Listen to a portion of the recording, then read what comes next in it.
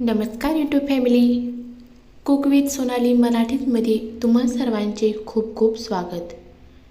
तर आज आपण बनवणार आहोत पिकलेल्या केळीपासून वडी किंवा बर्फी. आपल्या घरी आपण जेव्हा केळी आणतो तेव्हा बऱ्याच वेळेला जास्त पिकली केळी की आपण फेकून देतो.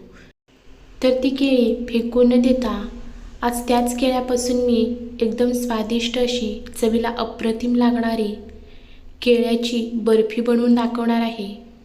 संपूर्ण टिप्ससह मी तुमच्यासोबत हा व्हिडिओ शेअर केलेला आहे. व्हिडिओ कुठेही स्किप न करता संपूर्ण तुम्ही इथे पहा. चला तर रेसिपीला सुरुवात करूया. सर्वप्रथम आपण इथे साहित्य पाहूया. तर इथे मी बघा मध्यम आकाराची 2 केळी घेतलीत. त्याचबरोबर इथे मी 1 वाटी गव्हाचं पीठ घेतले, अर्धी वाटी गूळ घेतलाय आणि 1 मोठा चमचा बारीक रवा घेतलाय.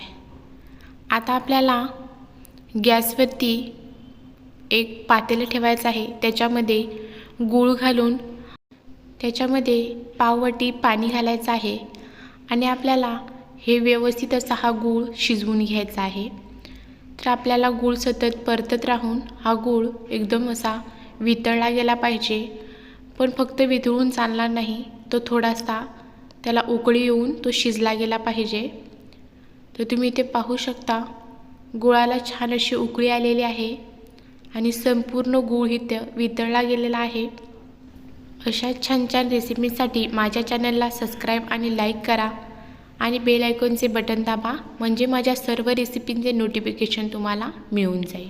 आता गॅस बंद करून आपल्याला हे गुळाचं पाणी गार करून घ्यायचं आहे. आता पुन्हा गॅसवरती कढई ठेवली आहे. कढईमध्ये 1-2 चमचे तूप घालून घेतले.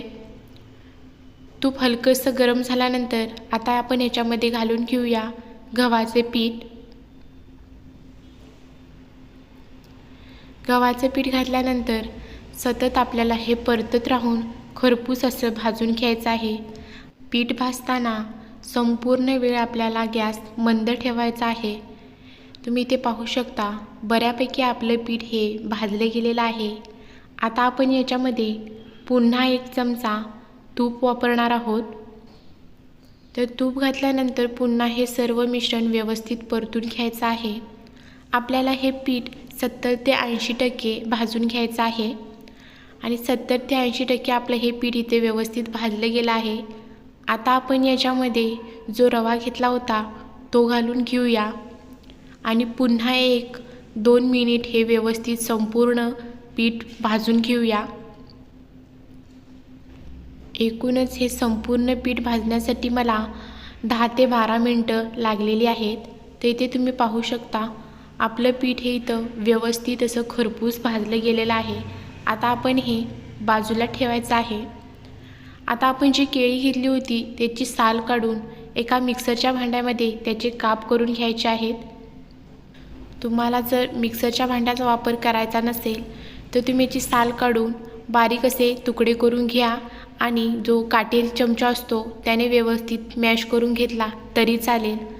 आता इथे संपूर्ण मी दोन्ही केळ्यांचे काप करून घेतलेत व मिक्सरला 1-अर्धा मिनिट व्यवस्थित फिरवून घेतले.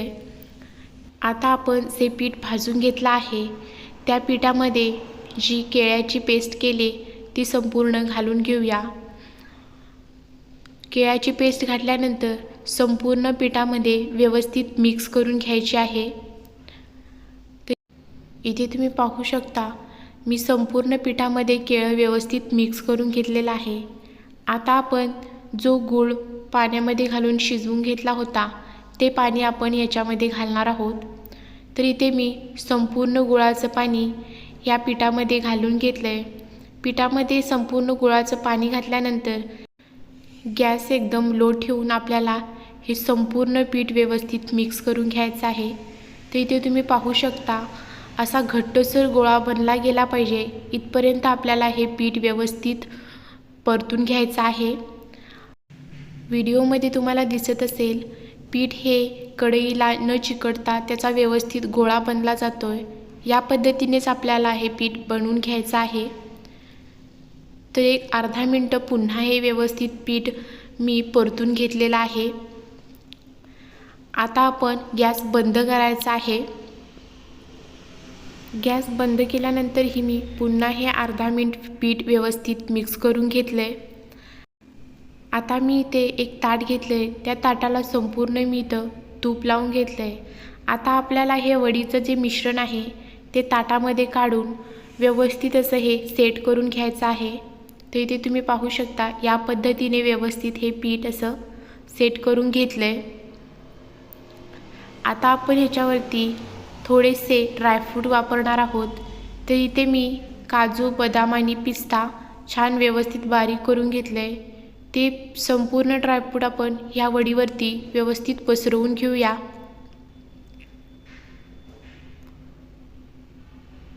संपूर्ण ड्रायफ्रूट व्यवस्थित पसरल्यानंतर थोडंसं पुन्हा याला प्रेस करून चमच्याच्या सहाय्याने व्यवस्थित ते सेट करून घेऊया। बघा इथं मी संपूर्ण ड्रायफ्रूट्स व्यवस्थित सेट करून घेतलेत। तुम्ही ही रेसिपी एकदा नक्की ट्राय करून बघा, तुम्हाला नक्की आवडेल, कारण ही पौष्टिक आहे। आपण याच्यामध्ये गूळ आणि गव्हाच्या पिठाचा वापर केलेला आहे। तुम्हाला हवं असेल तर तुम्ही हे एक तासभरासाठी फ्रीजमध्ये ठेवू शकता, पण मी ही फ्रीजमध्ये न ठेवता रात्रभर अशीच बाहेर ठेवली होती व आता सकाळी मी तुम्हाला इथं छान अशा याच्या वड्या पाडून दाखवणार आहे। तर आता याच्या व्यवस्थित अशा वड्या पाडून घेऊया।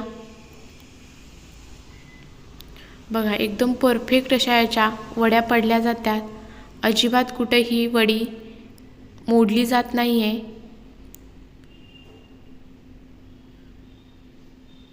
इथे मी संपूर्ण वडीला व्यवस्थित कट करून घेतलेत। आता आपण ह्या एका प्लेटमध्ये काढून घेऊया। तर बघा अगदी सहजपणे ह्या वड्या निघल्या जात आहेत।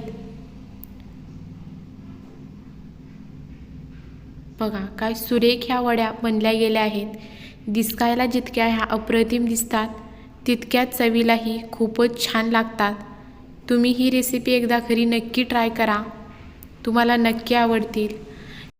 ही रेसिपी जर तुम्ही एकदा केलात तर तुम्ही पुन्हा पुन्हा केळी केव्हा पिकणार याची नक्की वाट बघाल, याची खात्री आहे।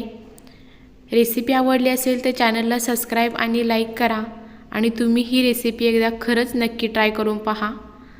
4 ते 5 दिवस ही वडी अगदी आरामात टिकते, त्यामुळे तुम्ही बाहेर जायचं असेल तरी ही वडी बनवून घेऊ शकता। धन्यवाद।